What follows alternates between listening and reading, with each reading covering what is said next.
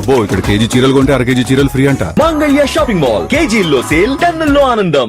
ఏపీలో రౌడీలను గంజాయి బ్యాచ్లను అణచివేస్తామని సీఎం చంద్రబాబు స్పష్టం చేశారు. రాష్ట్రంలో ఒక దౌర్భాగ్య పార్టీ ఉందని, అదే గొడ్డలి పార్టీ అని విమర్శించారు.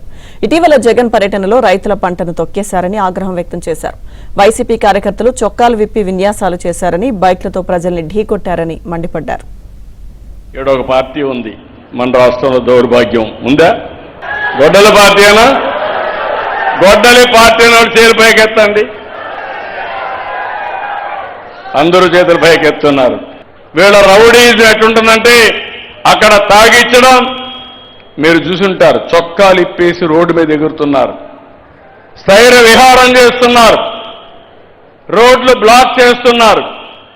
తాగిన వాడు మైకోలో తెలియకుండా మోటార్ బైక్ను ఒక చేత్తో తిప్పుతున్నాడు. అంటే సర్కస్ చేస్తున్నారు రోడ్ల మీద. ఏ విధంగా లా అండ్ ఆర్డర్ కంట్రోల్ చేయాలి మీరే చెప్పండి. అంటే ఎవరైనా తప్పు చేసే చర్యలు తీసుకోవాలా లేదా అని మిమ్మల్ని అడుగుతున్నా. మా పోలీస్ ఆఫీసర్ శ్రీకాకుళంలో బందోబస్తుకి వెళ్ళింది. బందోబస్తుకి వెళ్తే ఎందుకు వెళ్ళారు అని అడిగితే గొడ్డలి పార్టీ అధినేత వెళ్ళాడు. 6 గంటలు. నెక్స్ట్ డే ప్రధానమంత్రి వస్తున్నాడు. ప్రపంచం అంతా ఎదురు చూస్తూ ఉంది. అలాంటి ప్రతిష్టాత్మకమైన కార్యక్రమం రోడ్డు మీద వెళుతూ విన్యాసాలు చేస్తూ 7 గంటలు ఎక్కడికక్కడ రఫా అంటూ ఎన్ని అరాచకాలు చేయాలో చేసే పరిస్థితికి వచ్చారు.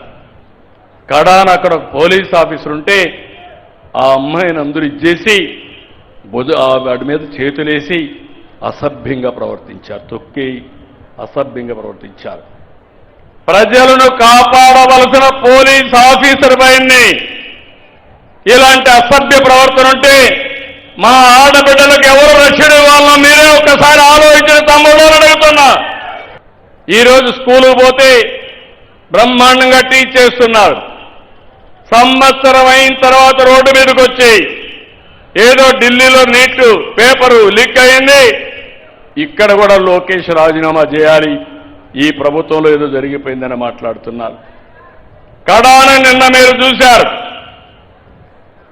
ఎవరైతే ఉద్యోగాలు వచ్చాయో మెగా డిఎస్సీలో వాళ్లే ర్యాలీ చేసి ఇంతవరకు చూశాం, ఇప్పుడు మాకు ఓపిక నశించింది, మేము చదువు చెప్పడం ఎంత బాగా చెప్తామో తప్పు చేసిన వాడిని చితక కొట్టడం కూడా అదే మారి కొడతామని రోడ్డు మీదకి వచ్చారు.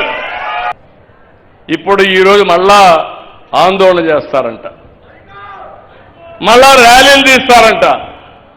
అంటే రోడ్లన్నీ ఉండేది వీళ్ళు స్థైర్య విహారం చేయడానికి, రఫా గొడ్డలు పెట్టుకొని తిరగడానికి.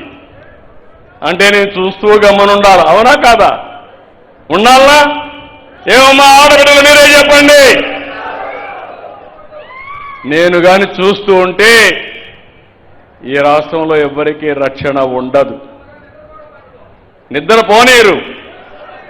ఊరికొక రౌడీ, పేటకొక రౌడీ, గంజాయి బ్యాచ్ అందరినీ తాగించి మీకు నిద్ర బట్టని రాత్రులు తయారు చేయడానికి ప్రణాళికలు తయారు చేస్తున్నారు. అదే నా బాధ. బాబాయిని చంపి ముఖ్యమంత్రిగా ఉన్న నా మీదనే కేసు ఎట్టయితే పెట్టాడో, పేపర్ రాశారు చూశారు కదా, నారాసుర రక్త చరిత్ర, నా ఫోటో, నా చేతిలో కత్తి. నాకు అలవాటు లేనిది ఒకటే, నా జీవితంలో ఎప్పుడూ లేదు.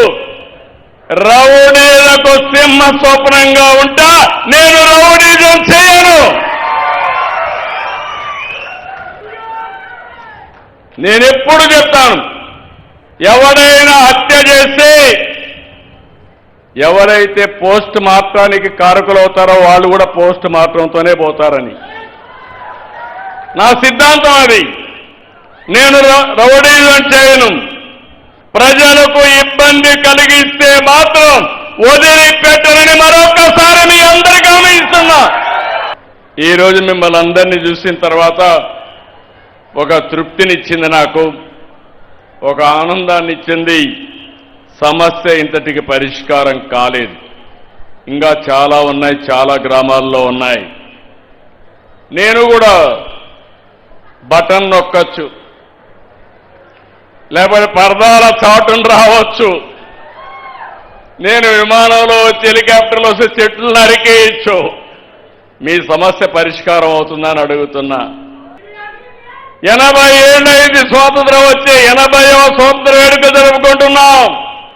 నేను అందుకే ఒక మాట చెప్పాను, చంద్రబాబు నాయుడు అనే నేను స్వర్ణాంధ్రప్రదేశ్ 2047 కోసం సంకల్పం చేశాను. మరి మీరు